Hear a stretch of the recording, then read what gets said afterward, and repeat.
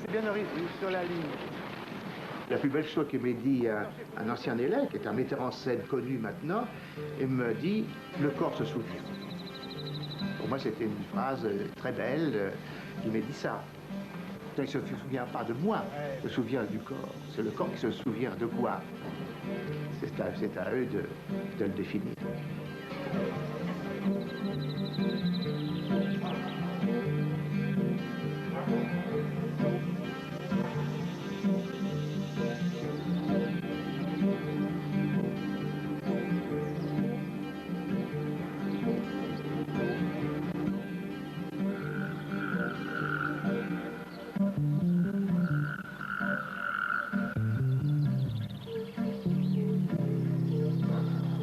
C'est des choses que nous, on ne sait pas encore. Mais il ne faut pas parler trop tôt. C'est pour ça qu'à l'école, on commence par le silence. Pour mieux saisir ce qu'on a à dire après. Il faut retrouver justement le silence où la parole va pouvoir naître.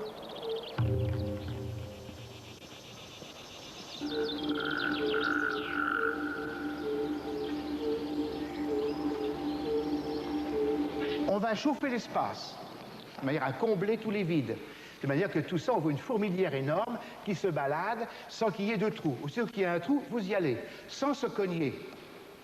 Hein? Alors petit à petit, vous allez sentir qu'autour de vous, il y a un espace quand même qui vous appartient. On ne va pas le définir grandement, mais c'est l'espace de la bulle. On a un espace ici, ça c'est à moi, ça. Hein? Plus loin, c'est plus à moi. Et vous allez le sentir justement dans les gens qui marchent, qui se côtoient. Hein? Donc c'est l'idée de la foule que l'on a un peu dans les rues. Mettez-vous d'abord au milieu quand même, ça serait mieux pour faire un départ. Mettez-vous au milieu. Comme vous êtes recherché pour que le démarrage soit plus logique. Alors, le grand espace comblé, en petite course, pas trop rapide, et puis à mon signal, je vous dirais de vous concentrer vers le mini-groupe. Hein? Mini-espace, mini-groupe. Allez-y, alors prenez toute la chose. Pas trop vite. Pas trop vite. Réduisez vers le centre, diminuez la vitesse. Diminuez la vitesse. On est dans le métro. Diminuez la vitesse, ça continue à bouger, hein. Faut pas rester statique, ça se déplace. Il ne faut pas tourner sur place. Ne vous touchez pas. Voilà. Vous marchez. Alors c'est vraiment le métro. Et vous, tout doucement, vous essayez de vous mobiliser dedans. Quelqu'un passe, vous laisse passer. Pardon, excusez-moi. Je descends la prochaine. Allez-y.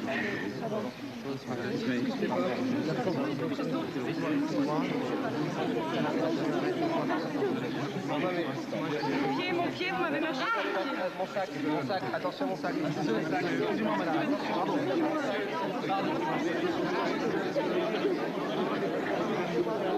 Bien, on va faire maintenant, restez là, toujours continuer. On va éclater l'ensemble. Hein? C'est pour décharger l'angoisse du groupe. Oh, l'éclater au maximum, hein, il explose. Vous commencez comme ça, et vous explosez, et vous allez à la périphérie de la salle. Allez-y. On va éclater, on éclate, boum, allez, clac!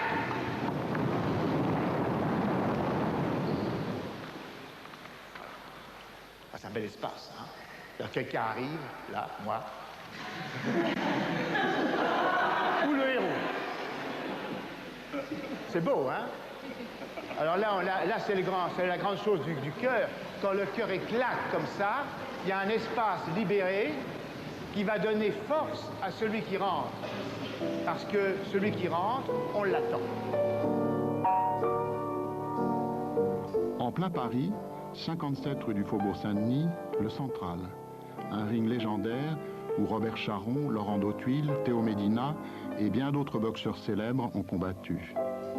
Dans une salle qui a fait rêver Marcel Carné lui-même dans son film Air de Paris.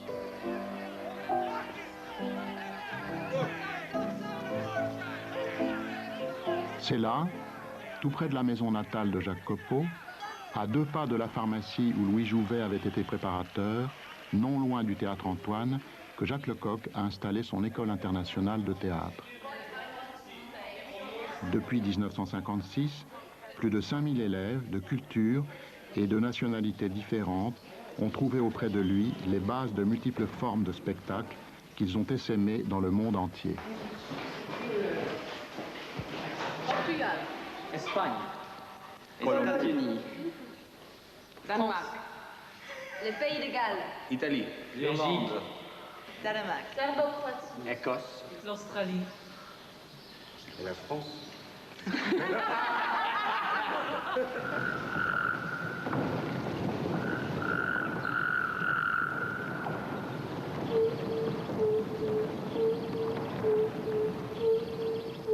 J'ai été à l'école Jacques Lecoq, qui était déjà à l'époque parmi tous les jeunes qui voulaient faire du théâtre, en tout cas qui voulaient en faire d'une certaine façon.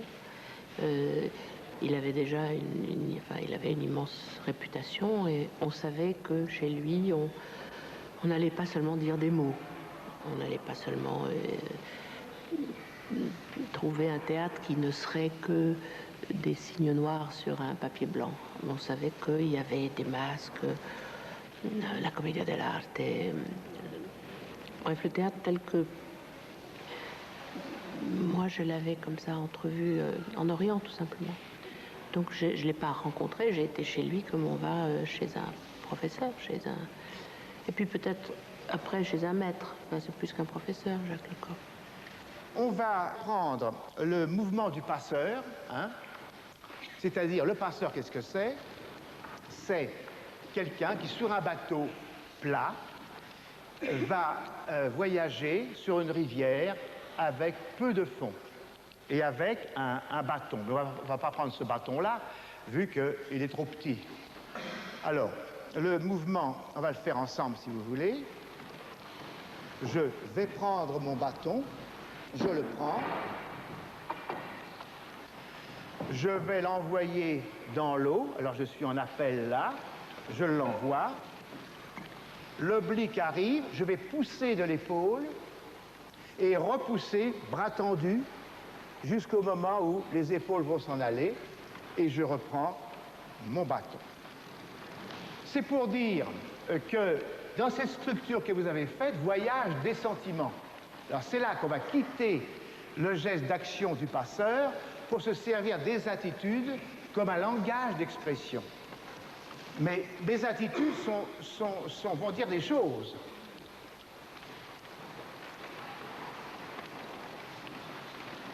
Donc j'ai perdu mon action pour une indication, d'abord. Évidemment, je dis ici, non, reste tranquille. Ah bah, tu sais, les choses sont ce qu'elles sont. Non? Attention, stop! On doit voir l'expression d'un drame. Si la parole vient, elle vient aider. Elle sort de l'action. Attends.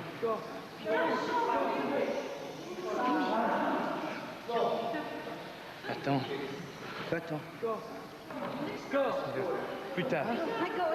Attention. Alors, on va prendre ce passeur-là et on va le faire en petit, le petit passeur.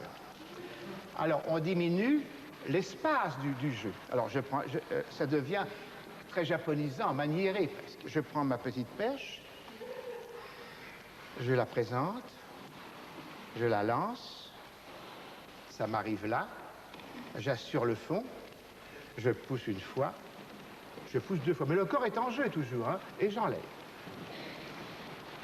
On le justifie dramatiquement, ce niveau-là, hein? C'est très poli, hein?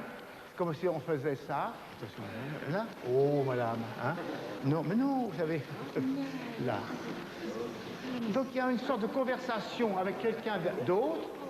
Perdez pas le circuit, hein? Attention, le corps est en jeu, les jambes sont en jeu. Non. Allez, on en parle plus tard. Souvent, on a mis le mouvement à part. On fait du mouvement, on fait de la gymnastique, et puis on fait à côté autre chose. Tandis que le mouvement, pour nous, c'est à la base de tout. Alors cette relation avec le mouvement, elle est complètement présent dans tout ce que nous faisons. Donc c'est le corps qui est le premier témoin du jeu et de la création, par son mouvement même. Juliana se sent sait qu'elle est irrésistible. Tu vois ce que je veux dire quand elle travaille Tartuffe? Tu comprends? Et ça, c'est essentiel. Et toi, tu as peur. Il n'a pas peur, il va l'avoir. Et je ne le vois pas, ça. C'est du désir, c'est du désir, c'est du désir, c'est du désir. Oui.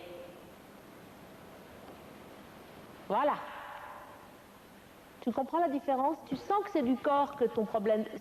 Tu vois, c'est que parfois, tu ne donnes pas les bons signes du corps, donc ton corps t'envoie des signes qui te font jouer autrement. Et ne te laisse pas sortir à l'extérieur, Charlotte. Ne te laisse pas inventer. Il faut que tu te découvres, il ne faut pas que tu inventes. Il faut des oreilles pour dire un texte, voilà. Hein. Et c'est le corps qui écoute. Voilà, c'est le corps qui écoute. C'est le corps qui souffre, c'est le corps qui subit, c'est le corps qui subit avant d'agir. Ce sont des lois universelles du théâtre, mais je pense qu'il y a peu de gens pour nous les rappeler. Et Lecoq est quelqu'un comme ça. Hein. Elles existent, ces lois. Il ne les a pas inventées. Elles sont avant nous tous. Mais il sait les montrer, tout simplement. Hein. Il sait nous dire, voilà, de deux choses une. Ou vous obéissez à ces lois, et peut-être vous ferez du théâtre, ou vous ignorez ces lois, vous ne voulez pas les appliquer, et à ce moment-là, vous ferez de la littérature en costume. Au mieux. Au mieux. Bon, vous êtes prêts maintenant à passer à l'identification animale? Hein? C'est un état qui vous permet d'assumer le drame même de l'animal, sa présence.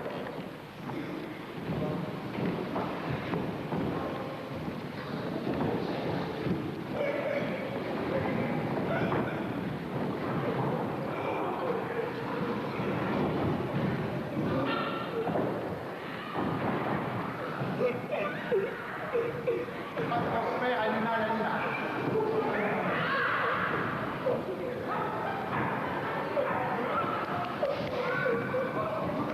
Et petit à petit, il devient humain. Mais il rejoint presque la vie quotidienne, mais forcément stylisée.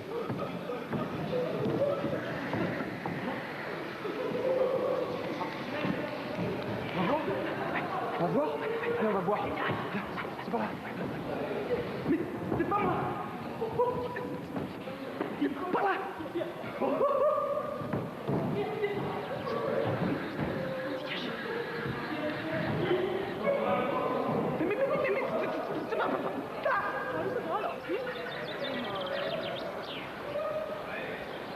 Le théâtre, pour moi, c'est un prolongement de la vie.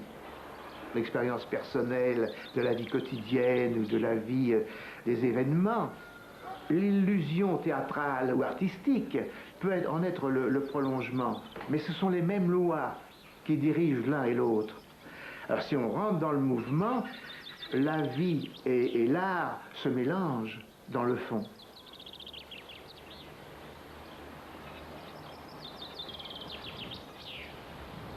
Pour moi, tu sais, dans une vie, tu as 2-3 rencontres. Il y a beaucoup d'autres rencontres, mais je veux dire des rencontres qui te changent la vie, comme ça. Et lui, c'est une de mes rencontres. De mes 2-3 rencontres. Philippe Avron, Claude Évrard, Isaac Alvarez, 3 élèves que Jacques Lecoq avait choisis pour interpréter La Belle Équipe. Série de pantomimes réalisée par Ange Casta pour la radio-télévision française.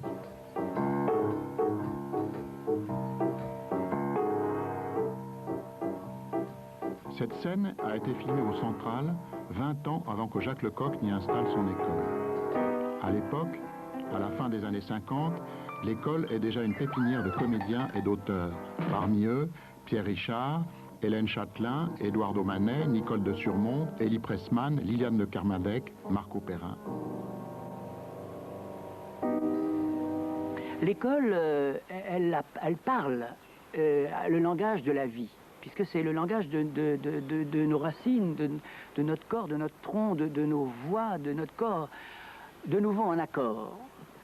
Et quand j'ai joué chez Villard et que vous arrivez dans la cour d'honneur du Palais des Papes, et que tu cours vers le public et que tu es poursuivi par Harpagon et que tu dis je n'ai jamais rien vu de si méchant que ce maudit vieillard et je pense, sauf correction, qu'il a le diable au corps, ou bien c'est de tous les humains, l'humain, le moins humain, le mortel de tous les mortels, le plus dur et le plus serré. Quand tu dis ça, c'est tout ton corps qui dit ça.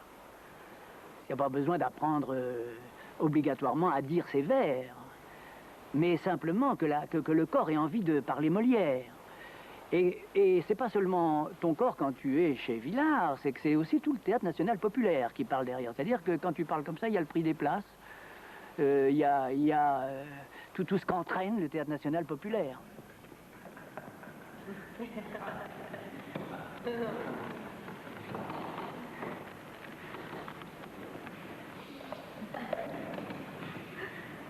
Moi, c'est Schubert.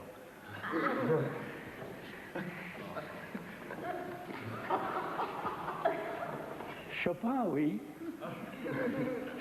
Chopin, c'est bien. Mais c'est du piano. Tandis que Schubert... Pam, pam, pam, pam, pam, pam. Pam, pam, pam, pam, pam.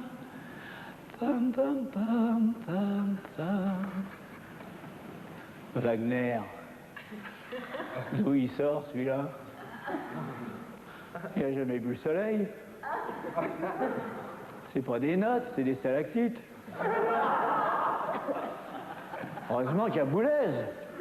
Heureusement qu'il y a Boulez. Boulez, il le tient, lui, Wagner. Il est plus boulésien que Wagner. Mais Schubert... Pam, pam, pam, pam, pam, pam. Pam, pam, pam, pam, pam. Pam, pam, pam, pam, pam. Schubert par Charapane, la 960, la posthume. C'est pas du piano, c'est de l'enfance. Je suis un pauvre enfant, tout petit, perdu, perdu dans la nuit. Je suis un enfant perdu. Je suis un enfant perdu. Alors, c'est une chose assez subtile et assez mystérieuse, ça. Hein? On parle de philosophie quand on philosophie, mais le corps, quand on te dit ton corps est bien, tes hanches ne sont pas bien placées, ça se fait en appui comme ça se fait en appui comme ça. Ça, c'est des lois aussi fortes que des options théâtrales bien pensées. Nous allons commencer par les masques larvaires. Donc c'est des masques blancs que vous voyez là. Pourquoi larvaires? Parce que ce sont des masques qui n'ont pas encore de forme définitive, et qui sont en devenir de personnages. Ils sont sur la voie des personnages, mais n'y sont pas encore arrivés. Alors quelques-uns commencent à être humains, mais il y en a beaucoup qui ont aussi une direction fantastique. Hein? Voilà. Alors, on va imaginer qu'on a capturé des êtres inconnus. On ne sait pas d'où ils viennent, on ne sait pas qui ils sont. Et on va les parquer dans un endroit. Et on va faire des tests sur eux pour voir comment réagissent et s'ils sont comme nous ou s'ils ont d'autres lois, un autre mental.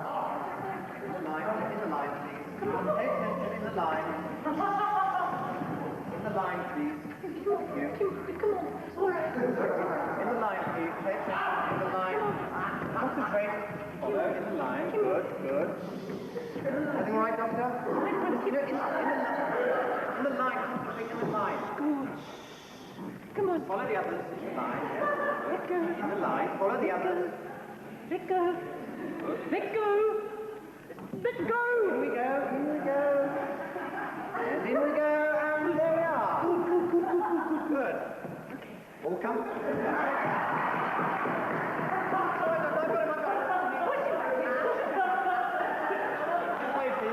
please. This way, please. All right. In you get. No, all right. In you go. All right.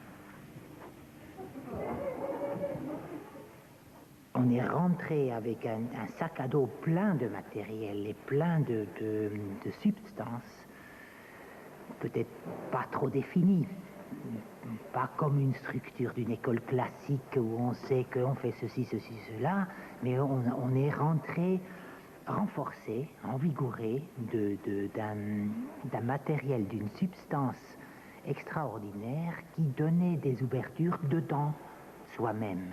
Sur on était capable de se dire, maintenant, nous devons continuer à développer le masque. Donc, quel masque n'a pas encore été vu? Quel masque est-ce qu'on peut proposer?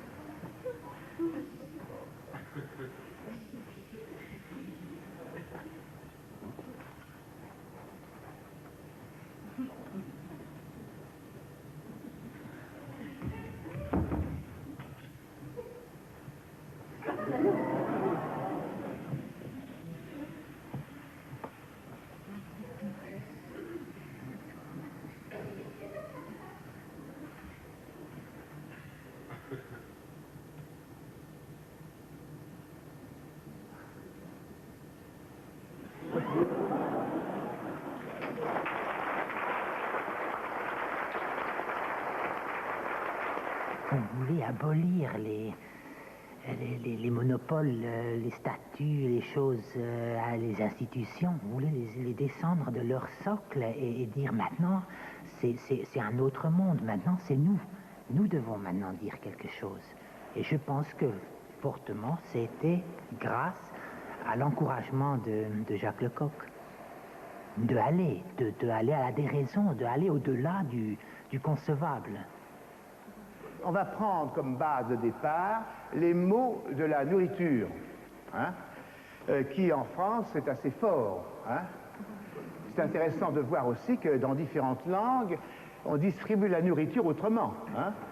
Si je dis par exemple beurre, du beurre, c'est pas la même chose que de dire butter. Hein? Le beurre anglais est en paquet déjà. Le nôtre, il est en motte. Hein? C'est pas pareil. Alors, on va travailler sur ce mot-là d'abord. Alors, vous vous mettez autour avec de la distance. Je suis au milieu, moi. Vous pouvez aller là. Du beurre. Ce qui est dit et ce que je fais, c'est pareil. Allez-y ensemble. Du beurre.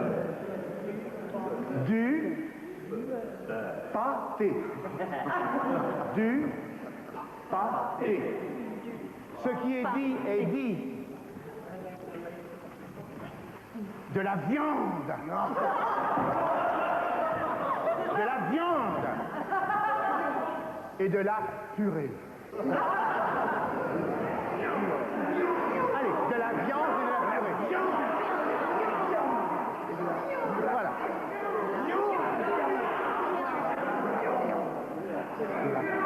Un moustique qui pique. Un moustique qui pique. Un moustique qui pique. Un moustique qui pique. Un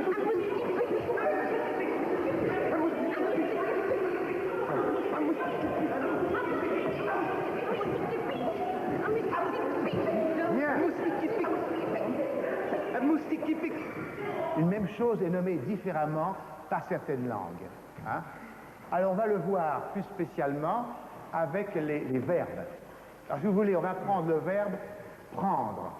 Et on va dire, pour lancer le mouvement, je prends. Voilà ce qu'on dit en français, je prends. En anglais, comment dit-on? I take. En espagnol, comment dit-on? Yoko. Yoko. Coco. Yoko. Coco. Yo. Coco. Et oui, elle fait le geste déjà.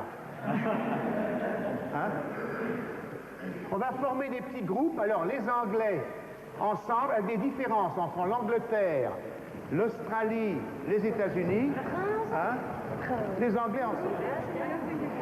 Yoko. Yoko.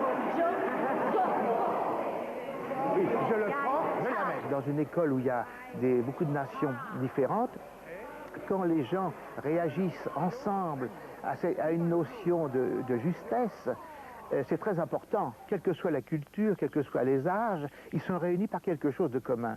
Donc au fond de chacun, on ressemble aux autres, on s'assemble avec les autres dans un fond poétique commun. Et c'est très important, parce qu'en général, on cherche, dans l'éducation souvent, on cherche à donner à l'individu ses propres racines, savoir d'où il est, tu es toi, pas un autre. Alors ils sont tout contents d'être soi, pas un autre, mais à un moment, il faut mieux passer par le dénominateur commun, en disant on est tous pareils, et si c'est différent, on le verra. C'est important cette notion de dépôt poétique commun. Et le mot poétique arrive justement pour montrer que, bon, il y a des choses qu'on ne peut pas définir et que la poésie seule peut définir, c'est-à-dire ce qui est entre les mots, ce qui est invisible et tout ça.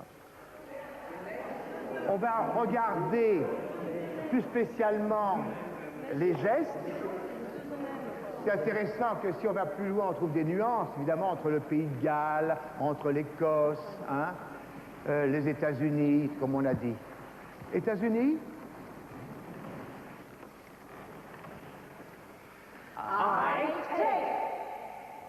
I take. I take. I take. I take. I take. I take. I take. I take. Take. Donc, qu'est-ce qu'ils font pour nous? Ils arrachent. Ils arrachent. Ils prennent pas. Ils arrachent. Pour la traduction, ça commence à être difficile. Les Anglais, Écossais, Pays de Galles, allez-y. I take.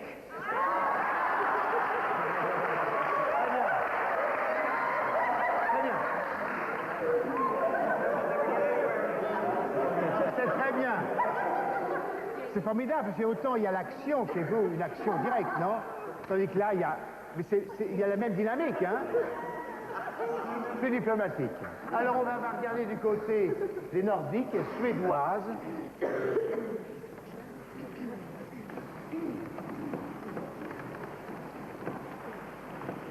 Jag tar. Ah, c'est joli ça, hein? Qu'est-ce qu'ils font? Ils prennent et ils amènent, mais doucement. Ils tirent. Serbo-croate, tous ceux qui parlent serbo-croate, c'est elle. Hein? Elle résume l'ensemble. Ja uzimam. Encore, c'est joli. Allez. Ja uzimam. Elle met de côté pour l'hiver. Uzimam. Oui, c'est vrai. C'est latéral. C'est joli ça parce que ça latéralise, hein, les mouvements. Il y a des mouvements très latéraux dans son pays. En français.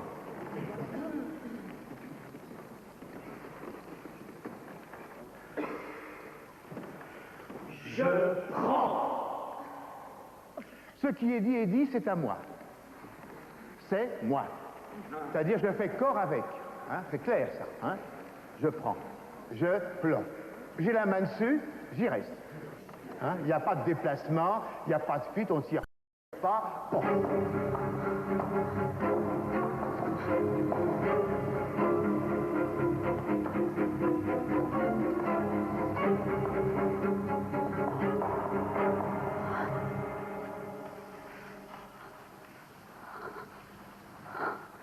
c'était une aventure d'abord un peu le hasard qui m'a menée ici.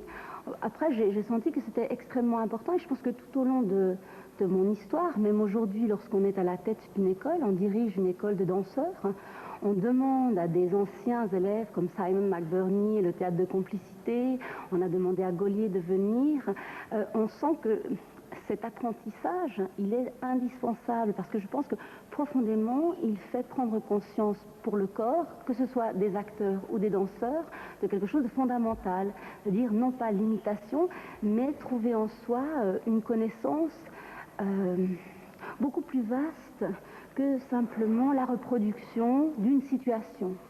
On s'inspire des animaux, de la chaleur, du volume, des couleurs, des sensations pour construire un personnage psychologique et humain.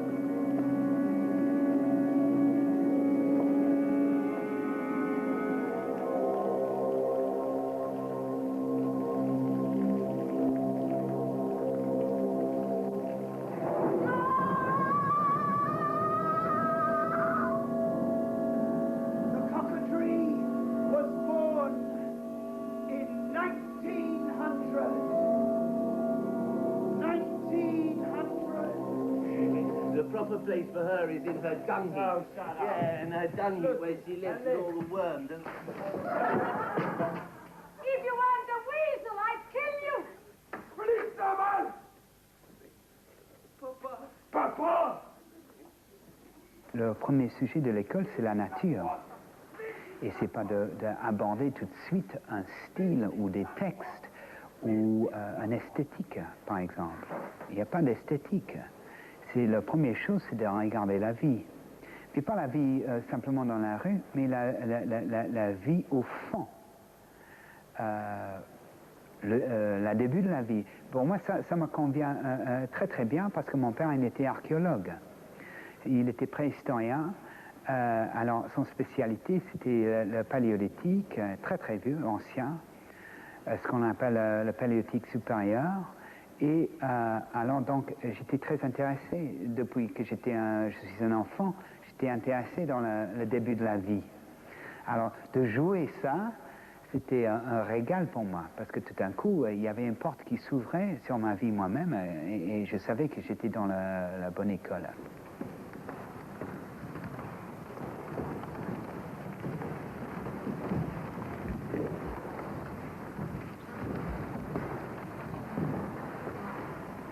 On essaie de reconnaître d'abord ce qui appartient à tout le monde. Vous savez, avec l'expérience, par exemple, du masque neutre, au fond, on peut dire que j'ai clowné, moi, déjà, les élèves avec le masque neutre. Donc, ils se ressemblent tous, ou ils tendent à se ressembler. Mais l'urgence des différences apparaît justement dans la recherche d'être comme l'autre. Et à un moment, on n'est jamais comme l'autre. Et il y a les urgences qui apparaissent, qu'ils ne savent pas eux-mêmes, et qui vont petit à petit se révéler dans leur création, à partir d'une reconnaissance, d'une reconnaissance de la vie comme elle est. Un arbre, c'est un arbre, d'abord. Et puis ensuite, comment ils vont ressentir cet arbre, ça peut être différent pour chacun, mais avant de ressentir les différences, il faut ressentir ce qui nous est commun. C'est toute la pédagogie de l'école. Alors, comme tous les amateurs du masque, ils choisissent son masque parmi les masques. Alors, l'idée du thème est simple. Ça se passe, c'est l'adieu au bateau dans un port. Il y a un ami qui s'en va pour très très longtemps et on lui dit un au revoir, qui est plus qu'un au revoir, qui est un adieu. Donc c'est une séparation, il part pour longtemps et on ne sait pas si on le reverra. Donc il y a une direction qui va aller vers le mélodrame, c'est le thème, et une autre direction qui va aller vers la tragédie, parce que le cœur est en constitution, là. Hein? Alors, il est mélodramatique dans le sens, je pense toujours aux Siciliens, à Palerme, que j'ai vu partir aux États-Unis avec les valises en carton avec des ficelles qui partaient, et la famille sur le quai comme ça, et ils partaient faire fortuna aux États-Unis. Et vous, c'était vraiment le pays du rêve. Alors maintenant, c'est autre chose, c'est les émigrés qui partent pour aller en France travailler, c'est pareil. Et sur le quai, il y a toujours des gens qui sont là, une famille et qu'on va quitter. Donc c'est dans cet esprit-là. Vas-y.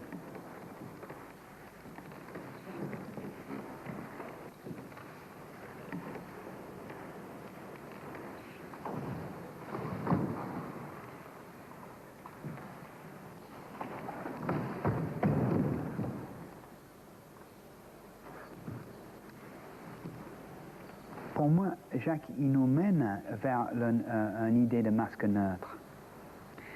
Et là, puisque c'est impossible d'être neutre, on arrive très proche et tout d'un coup, on nous voit nous-mêmes, nos particuliers, les choses qui sont particulières à nous-mêmes. Alors, en essayant d'être neutre, ça se précise ce que nous on veut et nous on a. Et en sortant de l'école, on peut l'exprimer plus clairement.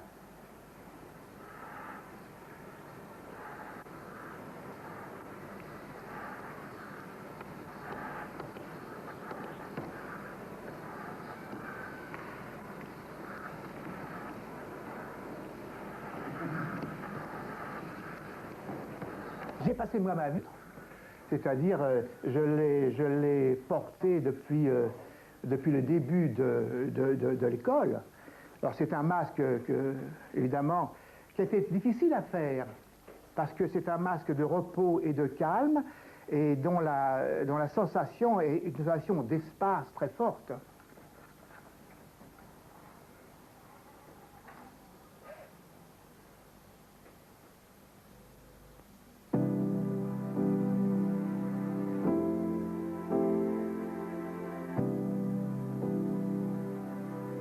Jacques Lecoq a commencé sa vie comme professeur d'éducation physique.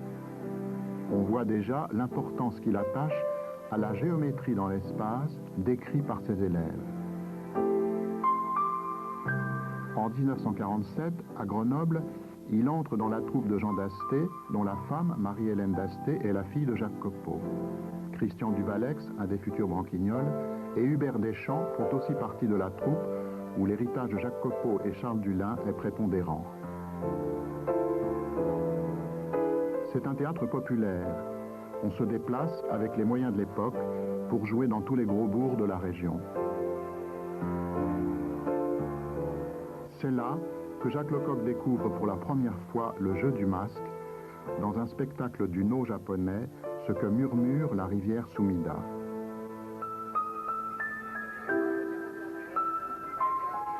En 1948, il part en Italie, à Padoue.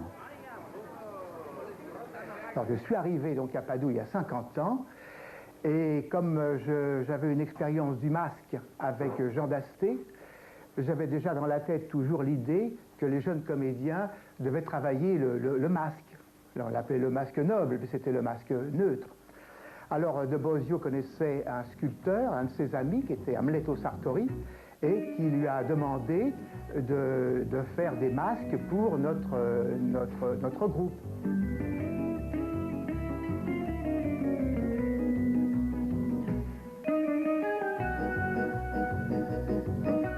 Enfin, il va au Piccolo Teatro de Milan, appelé par Giorgio Strehler, avec lequel il partage son intérêt pour le masque. C'est ainsi que Strehler monte à Milan Harlequin, valet de 2 mètres, de Goldoni. Jacques Lecoq règle alors la mise en scène du Chœur d'Électre de Sophocle.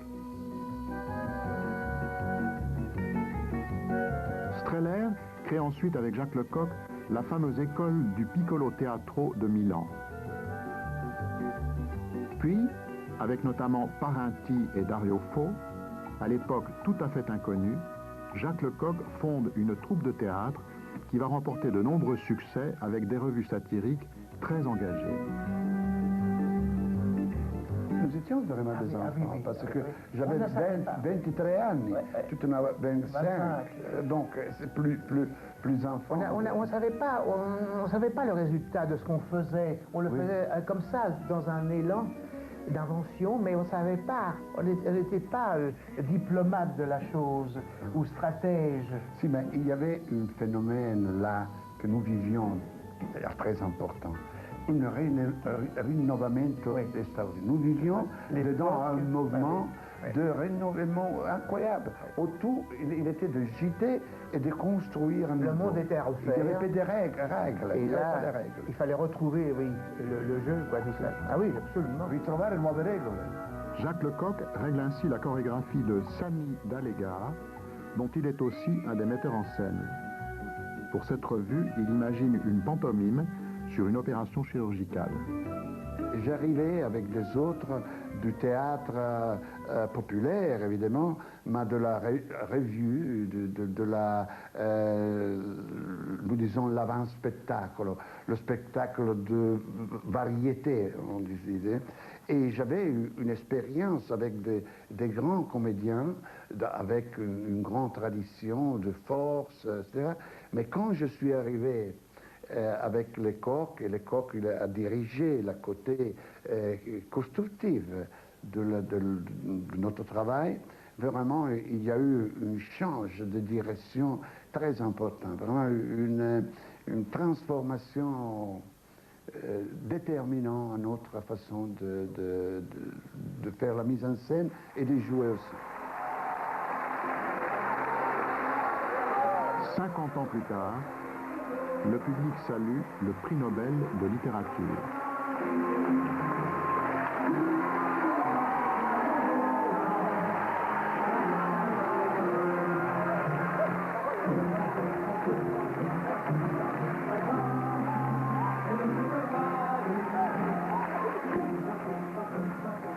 Aussi avec moi, hein, il a tenté de mettre une progression géométrique définitive. Mais quand il a compris que mon désordre, c'était ma force, et que la manque d'une discipline déterminée et absolue, c'était la force de mon déséquilibre, non? Alors lui, il a poussé pour libérer encore plus définitivement cette négativité qui devenait positive. Le désordre dans l'ordre. Ce qui est intéressant dans la gamme, c'est qu'à partir du calme, on va monter des stratifications de rires successifs qui sont des rires que nous connaissons au départ. Quand les gens, il y a beaucoup de gens qui dans la vie, on leur parle et frisent de l'œil. Voilà. Et puis ensuite, les gens qui sourient, et montent leurs dents. Et ça monte, ça c'est reconnaissable dans la vie. Et puis il y a le rire franc, le rire, le rire juste, le rire équilibré. Et puis ensuite, alors on commence l'échelon du niveau de jeu. Alors on invente la progression. Jusqu'à mourir de rire.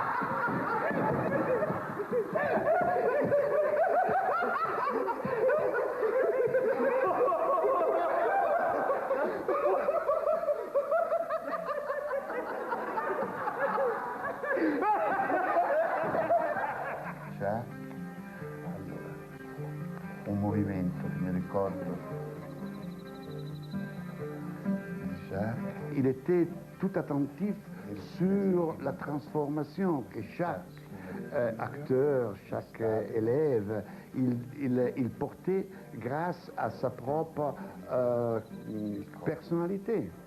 Il était capable de pousser dedans une personnalité, mais après la laisser libre.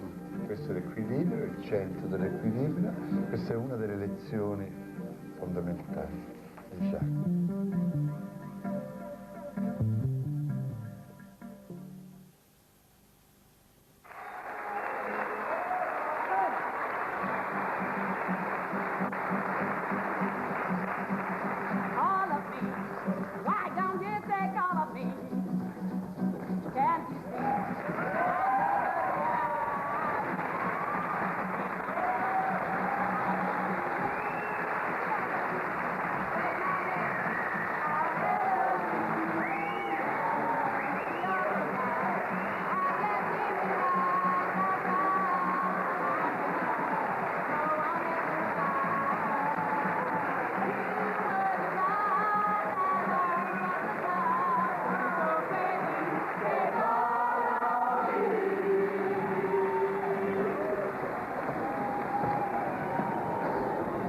À l'école de théâtre de Jacques Lecoq, en deuxième année, constituant des groupes de création, les élèves réalisent chaque trimestre des essais de spectacle présentés au public.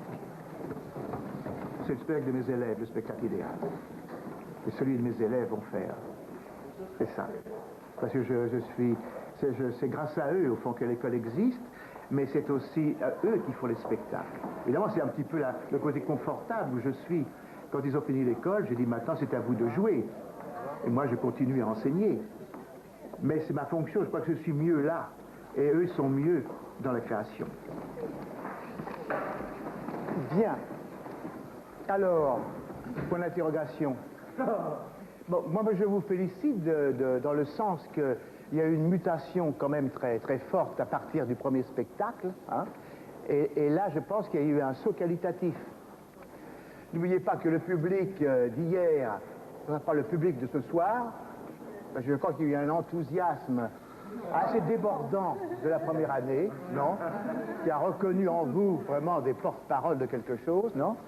Alors soyez, faites attention, ça ne sera pas pareil ce soir.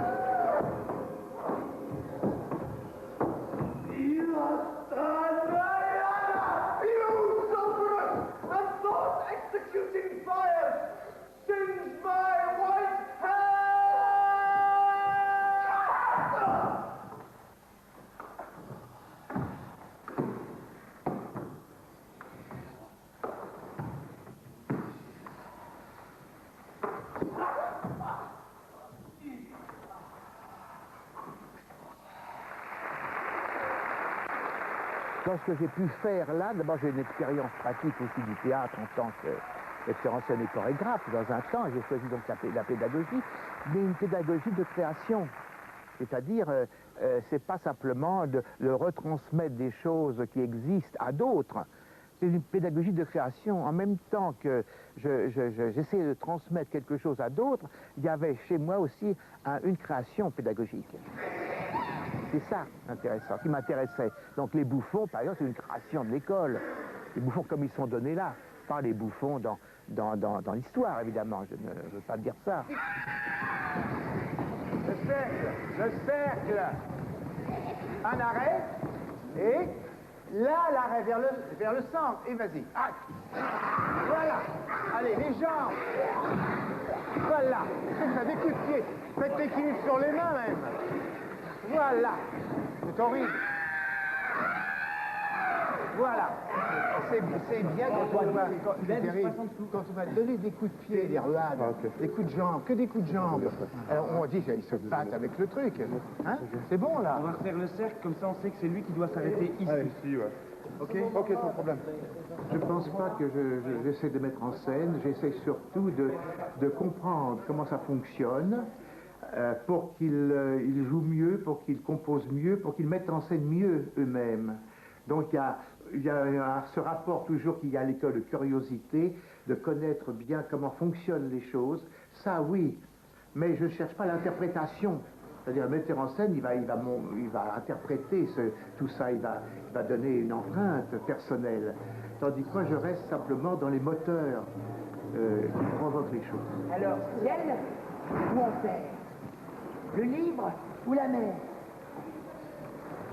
Je ne vois pas. C'est pas un savoir que l'on transmet à l'identique à des gens.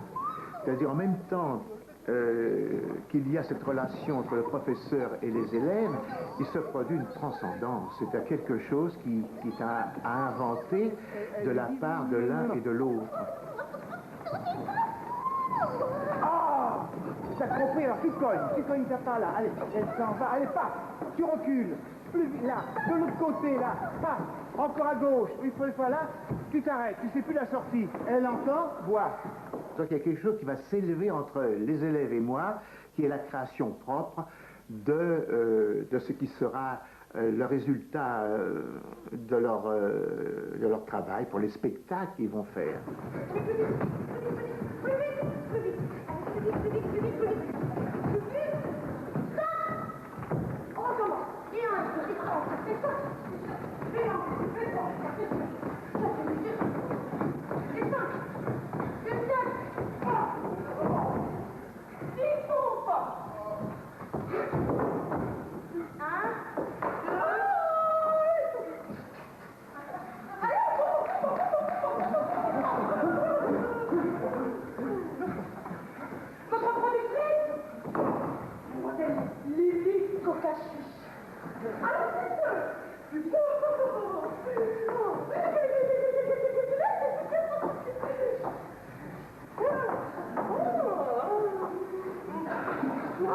Le bouffon bouffonne d'abord, pour être près des mots, et se bouffonner, c'est se moquer. Donc détruire quelque part. Et quand j'imite la démarche de quelqu'un, je le bouffonne un peu, hein, et je fais rire les autres de la personne. Donc le bouffon, il est en direct de la moquerie.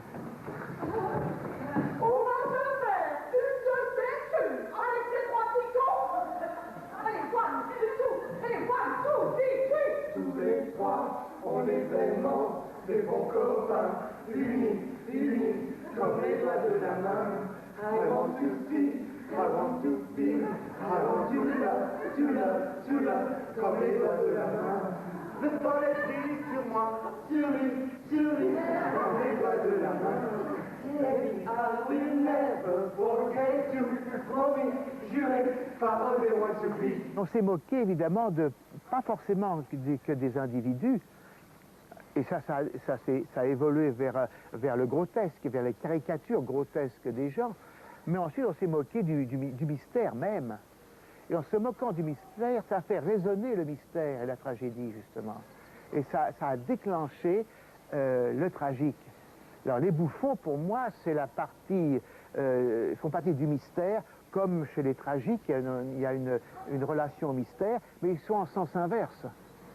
Si le bouffon, il crache sur le ciel, parce que c'est Dieu, ils sont dans la terre. Hein, ça, il renverse les valeurs continuellement, et il donne une liberté, et il redonne, je pense, une vie au tragique.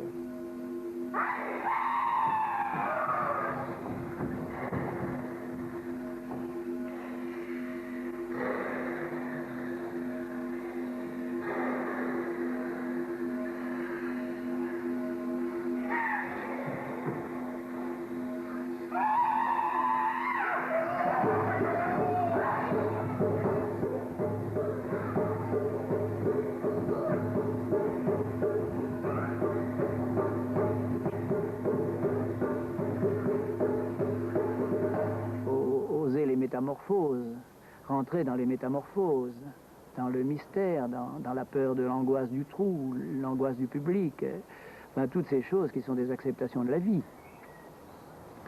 Et je pense que tout doucement, comme un maître, quoi, comme un maître, il nous amène dans ce monde des hommes, à travers les monstres, les masques. Et ça, on ne sait pas ses propres métamorphoses, on ne les connaît pas. C'est la chose la plus inconnue qu'on ait. Alors, faut que quelqu'un nous aide à être un accoucheur. Les metteurs en scène sont quelquefois, et souvent même, des accoucheurs. Ils vous aident, on dit, je suis capable de faire ça, grâce à lui. Il vous donne la permission. Et lui, c'est un peu ça, il donne la permission.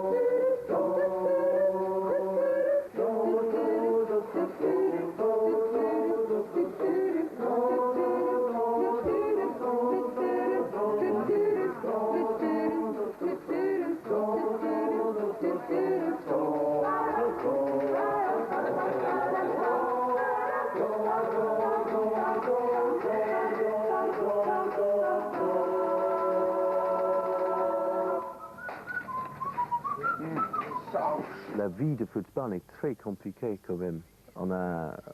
Pendant la création, il y a 50 gens ici qui vivent ensemble, qui travaillent ensemble, qui mangent ensemble, qui doivent organiser une tournée pour nous avec un chapiteau.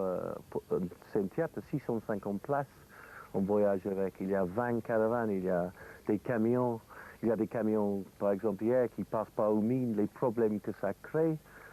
Ce que je crois, je parle de l'histoire d'équilibre. Il y a un équilibre à trouver dans tout ça aussi que ça joue. Parce que l'histoire de Futzbahn, c'est vraiment une histoire de survivre. Je crois, monsieur, sans vous faire tort, que vous avez quelque nouvel amour en tête. Tu le crois? Oui. Ma foi, tu ne te trompes pas. Ah, mais je dois t'avouer qu'un autre objet a chassé Elvire de ma pensée. Mon Dieu, je connais mon Don Juan sur le bout des doigts et je connais votre cœur. Ah, là, pour le plus grand coureur du monde. Quand ils ont épuisé leur création propre, à moins, parce que c'est difficile d'être un écrivain qui va vivre de son écriture tout le temps, ils ont aussi le désir de jouer des grands textes. C'est-à-dire qu'ils vont s'attaquer à des grands textes, à Shakespeare, par exemple, ou les Futzbahn théâtre, même à Molière aussi, mais avec une autre optique, c'est-à-dire avec la partie du jeu même du comédien. Donc c'est des acteurs de jeu qui vont être à la disposition des grands textes, et pas des universitaires qui vont faire la thèse avant de mettre en scène. Je ne prie refuser mon cœur à tout ce que je vois d'aimable, et dès qu'un beau visage me le demande. Si j'en avais 10 000, je les donnerais tout. Les inclinations naissantes, après tout, ont des charmes inexplicables, et tout le plaisir de l'amour est dans le changement. On goûte une douceur extrême à réduire. Passant hommage, le cœur d'une jeune beauté, à voir le jour en jour le petit progrès qu'on y fait. Il n'est rien si doux que de triompher de la résistance d'une belle personne. La relation entre Jacques et Futzbahn, pour moi, il a me donné tout. Il a donné tout le monde. dans le sens de provoquer que les gens travaillent ensemble, ils improvisent, ils cherchent d'exprimer les choses qu'ils veulent exprimer. La relation, bon, nous on a 27 ans, 28 ans maintenant d'évolution. Lui, il a 40 ans. Et la chose qui me touche beaucoup toujours, il a un souvenir de tous les élèves. Et moi, par exemple, quand j'étais là, ça a fini avec le crime. Maintenant, ça a passé au Buffon, au mélodrame. Ça a continué. Et il a dit toujours moi que c'est les élèves qui amènent lui plus loin. L'idée du voyage, du déplacement, c'est toujours quelque chose qui m'a intéressé. Je veux dire, moi je suis un voyageur émerveillé de la vie des choses, c'est ça. Et dans le théâtre, j'aime bien on fait un voyage attentif. J'aime bien le voyage de Dante, j'aime beaucoup ça. On voit ici le masque neutre, ah qu'est-ce que c'est là-bas, c'est les bouffons, ah bonjour, et ici qu'est-ce que c'est le masque expressif qui se lève, et là-bas, voyez-vous, on est entouré de choses, on va à cette découverte, c'est une connaissance aussi.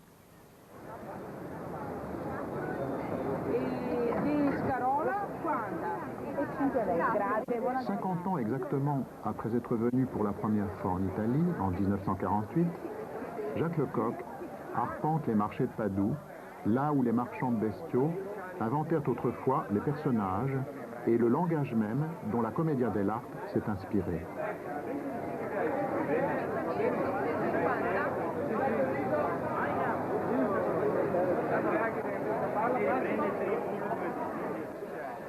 Langage de la Commedia dell'arte que Ruzzand, sculpté ici par Amleto Sartori, a reproduit dans ses propres textes. Je crois que pour lui, c'était très très important d'avoir commencé à Padoue con Ruzzante. Alors, il a découvert la force d'un auteur qu'il était un comédien, qu'il était le chef d'une origine culturelle qui après il est arrivé en France, qui est arrivé à travers la Commedia dell'arte par toute l'Europe. Jacques a une conscience plus profonde sur l'origine de la Commedia dell'arte qui n'a pas la grande quantité de chercheurs français. Parce qu'il a une conscience de connaissance directe, palpable, réelle, pas littéraire, sur ce que ça veut dire la Commedia dell'arte. Oh! Oh! Hey!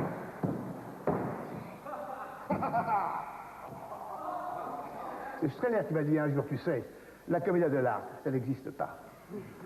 Et il avait raison quelque part, parce que dans l'idée, on faisait une grande rêverie de la comédie italienne. Hein?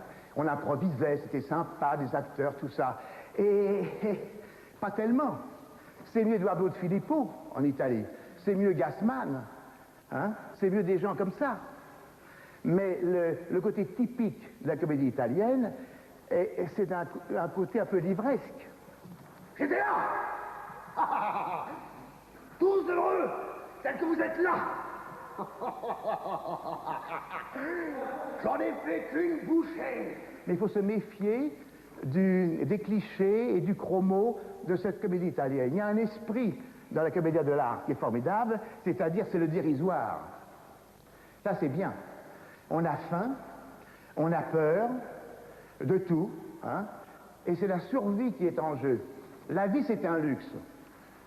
Hein, c'est la survie qui est importante. Donc c'est dans les urgences de l'être humain que la Commedia dell'arte est intéressante.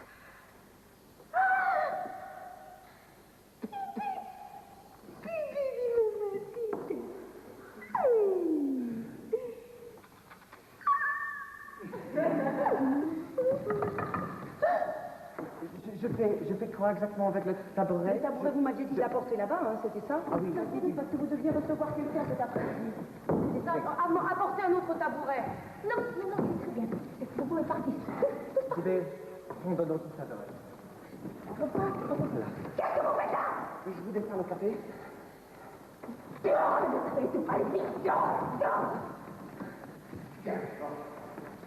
Difficile, hein? Aïe, aïe, aïe. Vous êtes en sous-jeu. La parole n'est pas sortie, hein? C'est trop la petite conversation habituelle, hein? Et elle devrait être beaucoup plus forte. Beaucoup plus forte. Alors, le bébé, il est très gentil, mais il ne faut pas exagérer. Parce qu'à un moment, c'est ça qui compte. C'est l'argent, non? C'est là. 2, 3, 4, 5.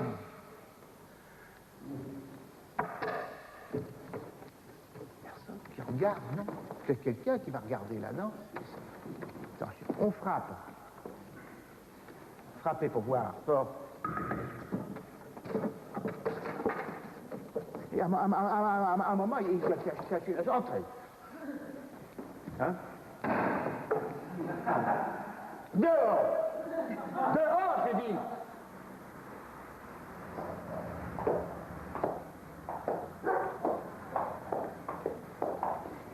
Voilà, alors c'est le grand lieu des Sartori. C'est un choc, hein? Alors on retrouve des choses comme ça, comme le mannequin qu'il avait dans son atelier en bois, et puis Donato a apporté des masques de Bali. Alors là, on est dans un endroit central où les masques ont pris un essor et ont renouvelé dans le monde leur jeu et leur construction.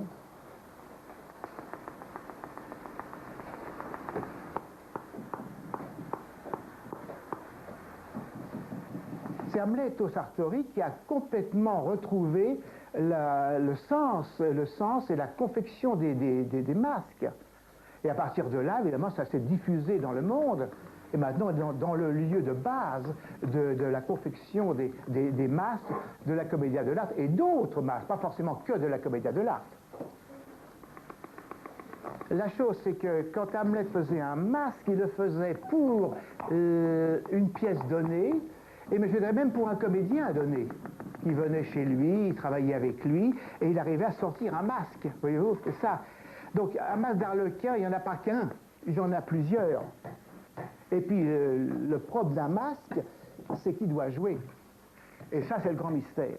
Il y a des masques très beaux qu'on met au mur qui jouent pas, et d'autres qui arrivent à sortir quelque chose du masque. C'est-à-dire que quand on voit un masque, il y a des masques qui rentrent à l'intérieur, et on va les chercher là-bas. Ils sont pas faits pour la scène.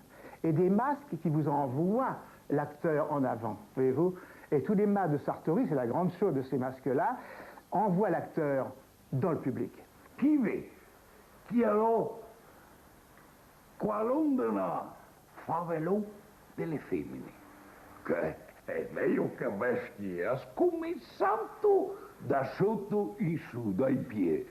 A chi vuole essere scatarun che non si intorza, o zuppa che non si sprigole andando, come che le fa per le terre così descolse, con quelle sue belle gambe dritte. Quand j'ai décidé de faire du théâtre, j'étais pas du tout certaine que je pouvais. Et la façon dont il enseignait, la façon très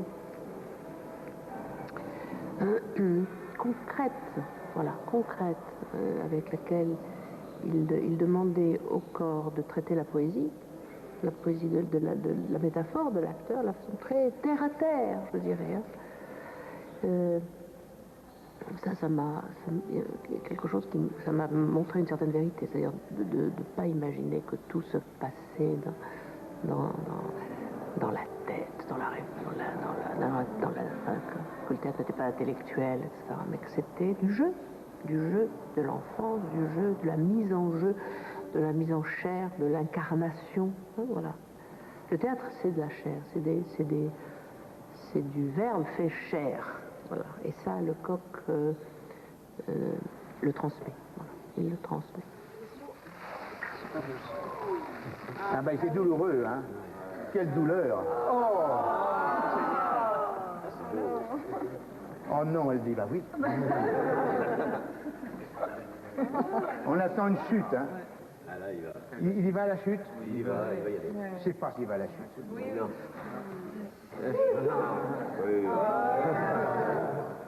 Regardez ça, c'est beau, non? Alors moi, je me suis servi de mouvements comme ça pour les chœurs tragiques. Personne ne savait que c'était du papier qui était le moteur du mouvement. Mais on voit une immense tragédie.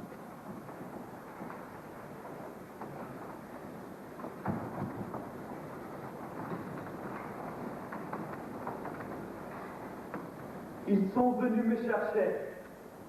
Ils ne m'ont pas laissé le choix.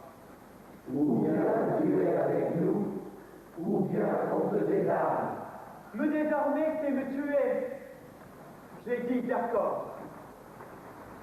Je voulais me tenir loin, un peu à l'écart.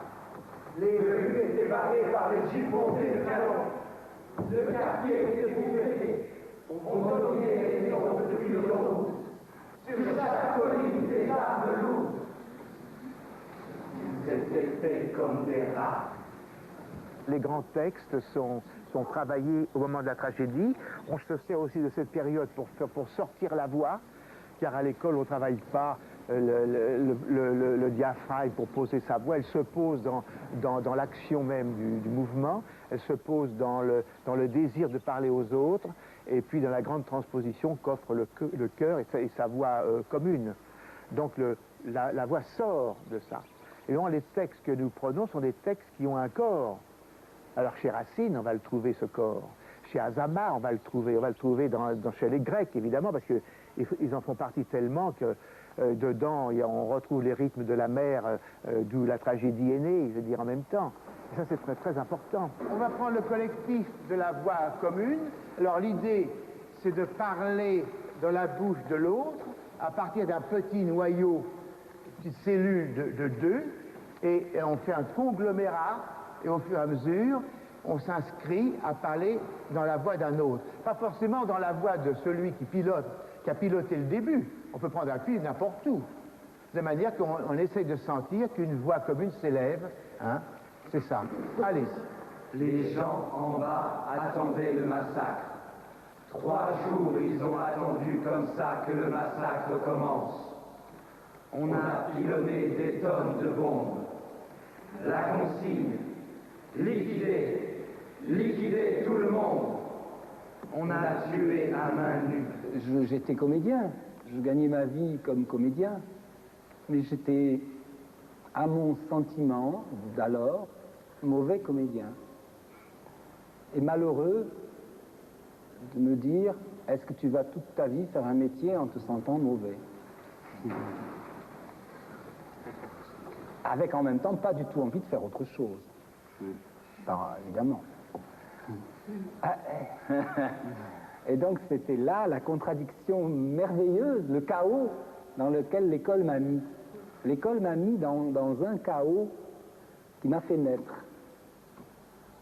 Moi, c'est parce que j'ai constaté ma paralysie ici, là, sur ce même plancher, qui était neuf à l'époque. J'ai constaté ma paralysie et j'ai compris que je devrais écrire pour des gens qui ne sont moins paralytiques que moi, que j'allais danser à l'intérieur, par vous, voilà, par d'autres. On a tué de toutes les manières. M16, Kalash, grenades, mitrailleuses légères, MPK, lance-roquettes anti-chars qu'on jetait sur les gens, mortier de 52, orgue de Staline, arme blanche. Et même la pierre que tu fais tourner au bout de la ficelle, au-dessus de la tête. On a tué à main nue. Tu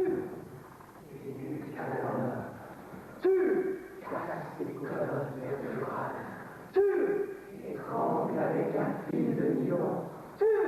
Paralyse avec une aiguille dans la nuque. Enfonce un poignard dans les seins. Lise les artères avec ton poignard. Et la carotide est sous la clavicule.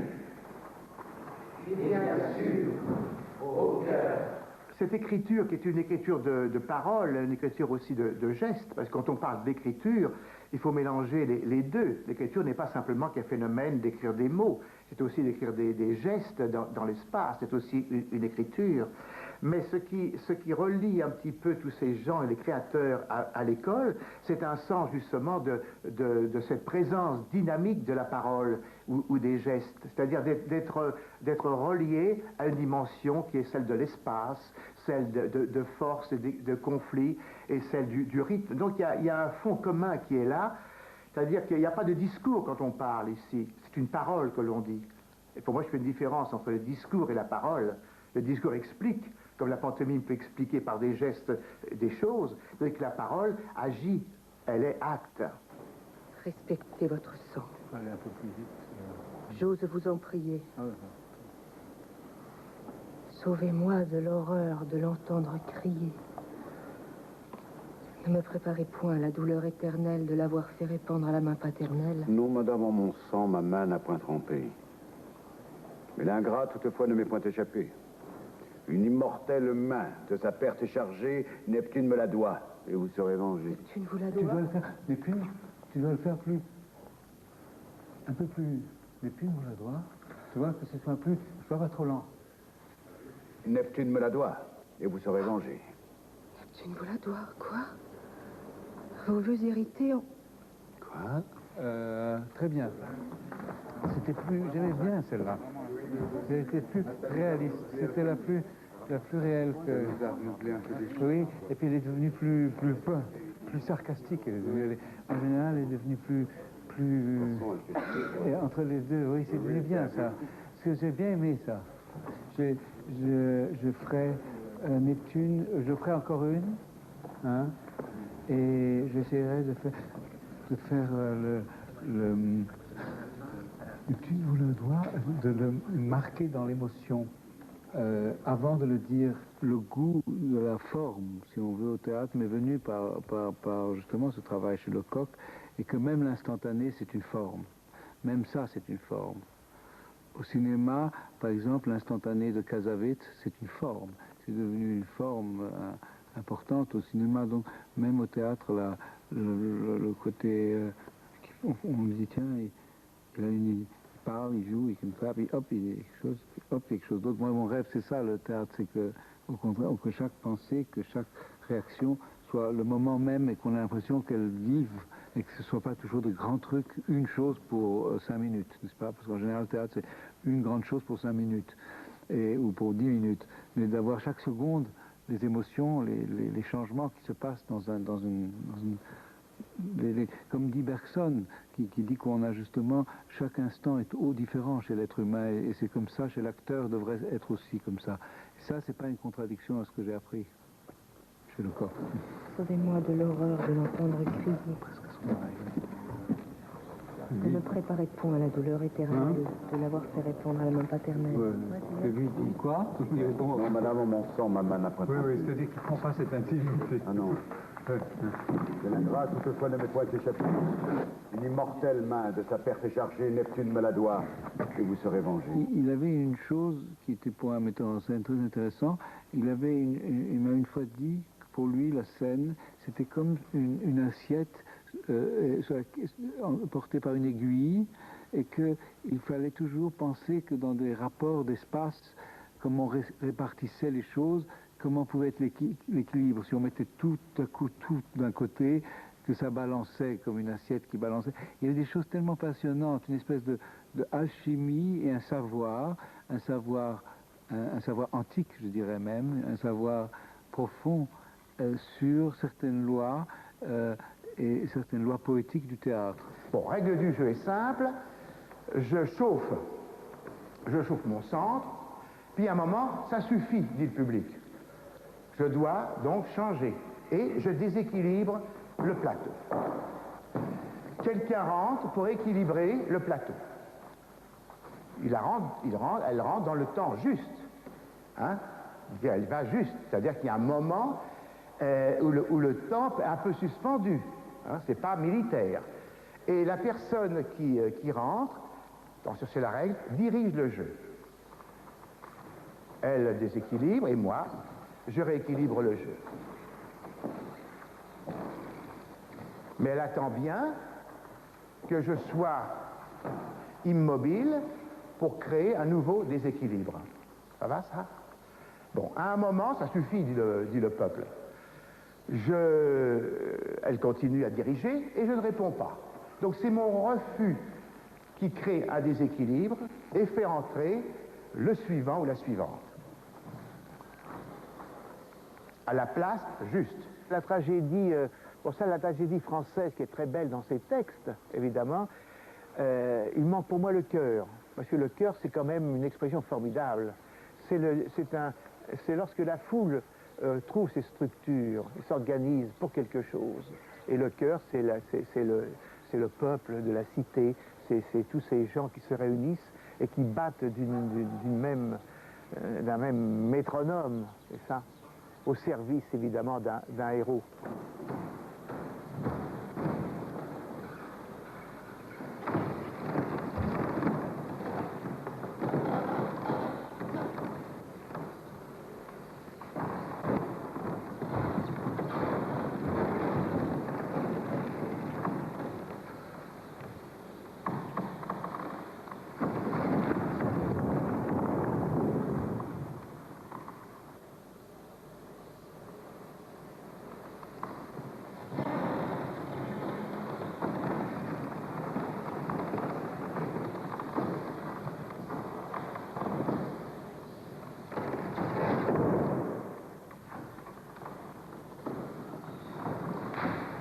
Le cœur, c'est un organisme vivant, c'est-à-dire que c'est pas simplement mettre les gens en rang dans une géométrie facile ou élémentaire, c'est de voir que ça bouge, c'est cellulaire, ça respire, ça se contracte, ça explose et ça vit. C'est-à-dire que l'intérieur est formé de gens différents, mais unis dans un même corps. Et on a appelé ça un petit peu, c'est un autre corps, mais c'est le grand corps. Le cœur, c'est le grand corps.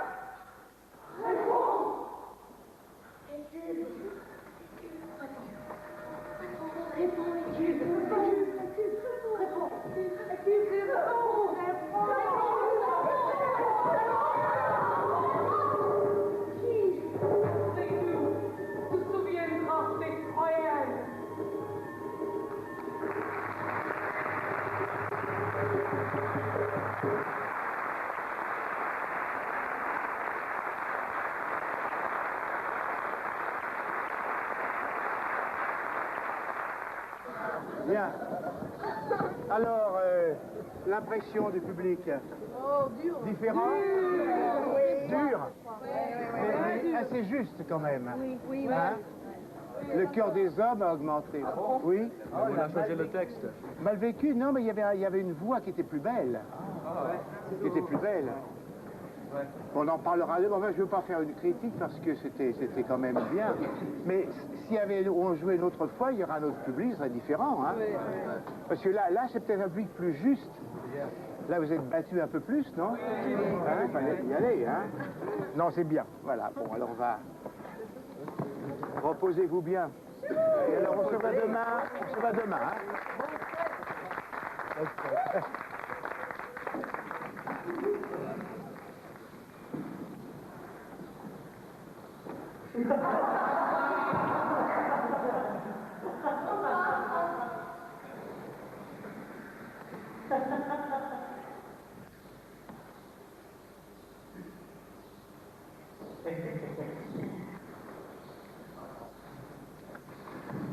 Bonjour. Vous attendez depuis longtemps? Vous attendez depuis longtemps? Oui. Ah bah écoutez, excuse, vous allez avancer parce qu'il y a un public aussi qui vous attend. Voilà, alors je sais que vous avez fait une tournée dans les pays nordiques, hein, important. Oui. Hein, c'est ça. Et que vous avez des talents cachés que vous allez nous montrer maintenant. Oui. Hein, c'est ça. Et dans quel genre vous avez un talent caché? Je chante. Vous chantez? Oui. Bon, on va attendre alors mademoiselle dans ses chansons préférées.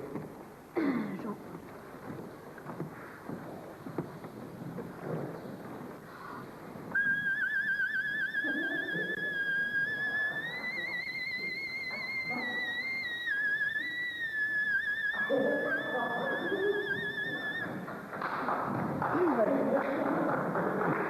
bien. Oui, parce que là voyez-vous, alors là c'est un exploit aussi. C'est rare que quelqu'un d'autre puisse faire ça. Hein?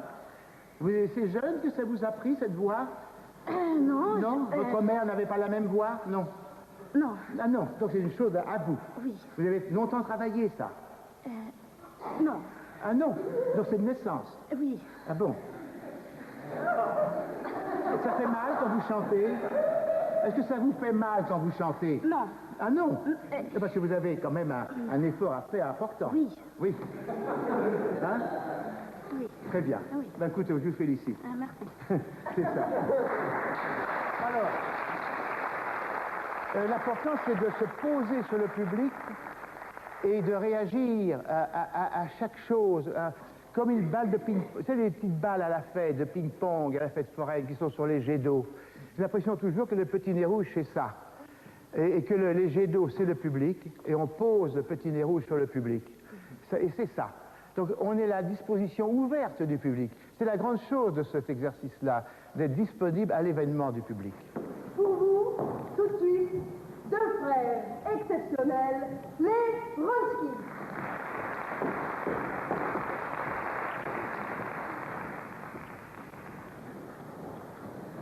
Et Mundo!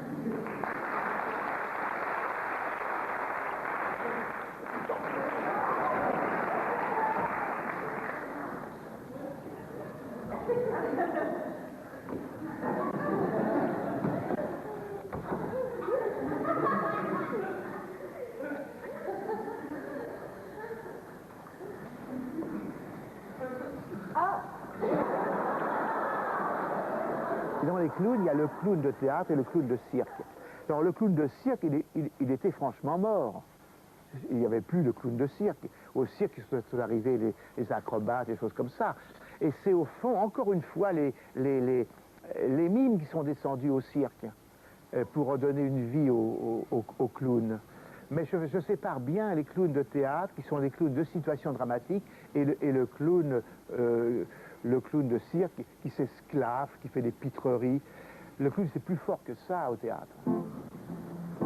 I don't want to set the world on fire. I just want to start a flame in your heart. In my heart there is but one desire, and that one is you. No other will do. I've lost all ambition. Don't be afraid. I just want to be the one you love. And with your admission, honey, that you feel the same, I've reached a goal I'm dreaming of. I don't want to set the world on fire. Just want to start a flame in your heart. Pour moi, c'est devenu tellement important, pour moi, mais pour les élèves aussi, que ce petit nez rouge qui est devenu un uniforme, en sous-titré le clown, c'est un masque. C'est un masque qui sort de la personne son propre dérisoire. Et c'est ça qui est important. Pour moi, il est l'équivalent du masque neutre. Le masque neutre, c'est le collectif où tout le monde tente à se ressembler. Et le clown, c'est purement individuel, mais le dérisoire appartient à tout le monde.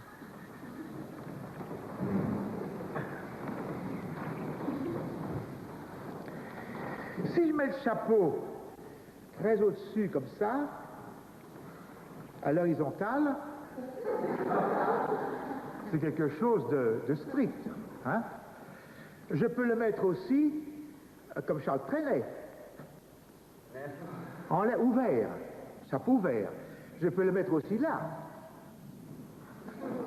comme chevalier, non? C'est plus Paris, belle ville, hein? Bon. Je peux le mettre aussi d'une manière plus rurale.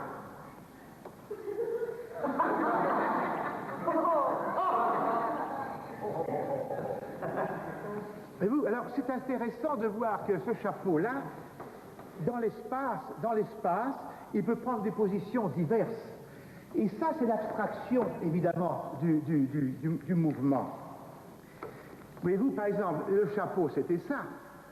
Mais simplement un angle diffère de quelque chose. Si je fais ça, c'est comme un toit d'une maison. Hein? Si je fais ça,